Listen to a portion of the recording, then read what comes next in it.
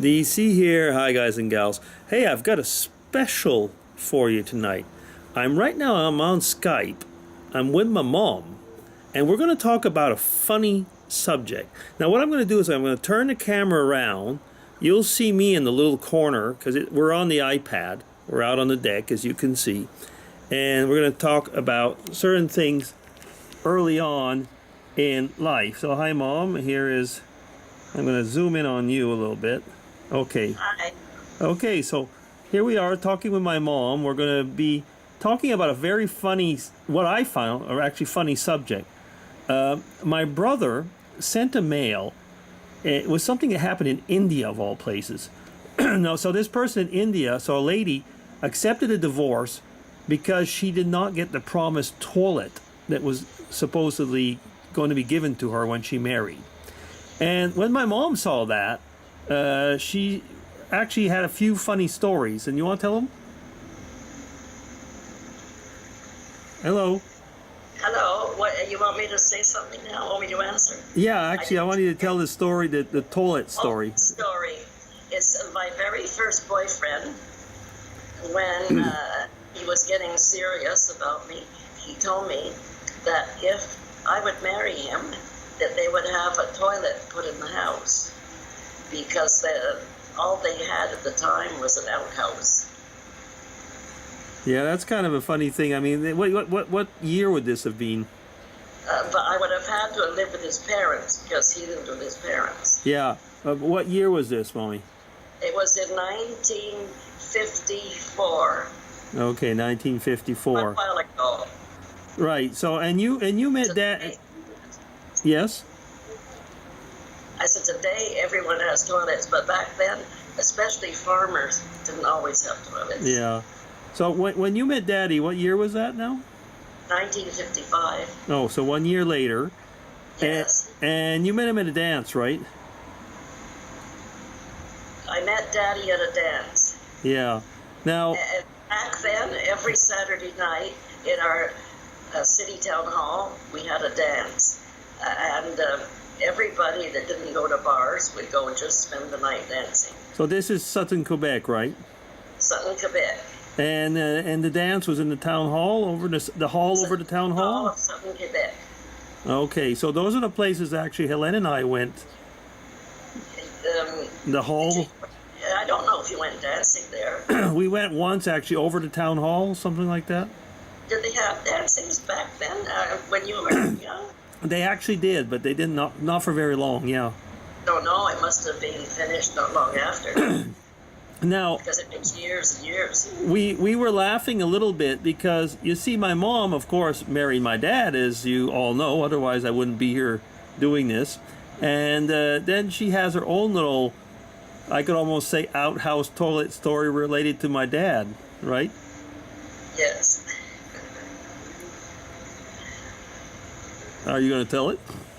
Okay. Oh, you want me to tell about when I was married also? Yeah, of course. Otherwise, the thing is, to top the story off, with my first boyfriend, when he told me that, a couple weeks after, I gave him his walking papers. And then when it came to Bernard, what is your name now on Facebook? Well, you can call me Bernard. That's all right. Bernie. They all know me as Bernie. Okay. But when it came to Bernard's father, well, then I had to go live with his family too, and they had an outhouse. So I was for about not 4 or 5 years, 2 years. When I was married, I had to have an outhouse. And then we moved to a city, a small town, and in our house, we had a bathroom. But wait a minute, it's more than that, actually. The first place you lived, before living with Daddy's mother, there was no toilet, there was no electricity, there was... No, but when you were born? Yeah. No, there was no toilet there. It was just an outhouse. But there was also no electricity, right? I had no... And when I was first married, I did something that not many women do. I had no electricity, no toilet, no water, unless I had a pump on the kitchen of the other apartment I had to go get my water from a pump in the kitchen. And I had to wash my baby, but I still had a baby with all that. And I had to wash my baby diapers from water that I went to pump. And because the house was divided with two families. My sister-in-law and brother-in-law lived on one side, and my husband and I lived on the other side, and the pump was on the other side. So to wash my diapers every day, I had to go pump the water from the other side, bring it into my sink, wash my diapers, and hang them out on the clothesline. Am I right? Because once I said that you had a washing machine, but it was gas. It was like a gas motor, right? I had a washing machine after my second child was born. Oh, only after the second. That was a motorcycle. Sorry for the noise. So the first child, until your brother was born, I had to wash diapers by hand. And my own clothes, that once a week I would go to my mother's house and use her washer to wash my clothes. Now, if we compare where your mother lived, there was toilets, there was electricity. My mother had commodities many, many years because my parents were a little bit richer than my husband and I when we first started. So she had electricity. Did she already have the phone then, or? No, she didn't have running water though. She had a pump. Oh, she had a pump also. Okay. She had a pump, and I think that after a few years, my father put an electric pump. Oh, okay. Yeah. Well, I mean, there was quite a bit of a difference between the two. Between the two families, it was quite. And I was really ashamed because I would never invite my friends to come visit me because none of my friends lived like that. Yeah, once you moved into what we call the stone house, that's where my grandmother lived. There was still no house. There was no toilet there. There was no toilet, but they did have electricity, didn't they? They had electricity by then, though. Yeah. And a refrigerator. Okay, so there was quite a bit of a difference to what we call today's. A difference because I had no refrigerator, no icebox, but yet I would like to cook. And one time I made a pumpkin pie for the weekend, and I had to keep it in what we called the cellar way, where it was a little cooler. And the next day on Monday, I gave my little burger a piece of pumpkin pie.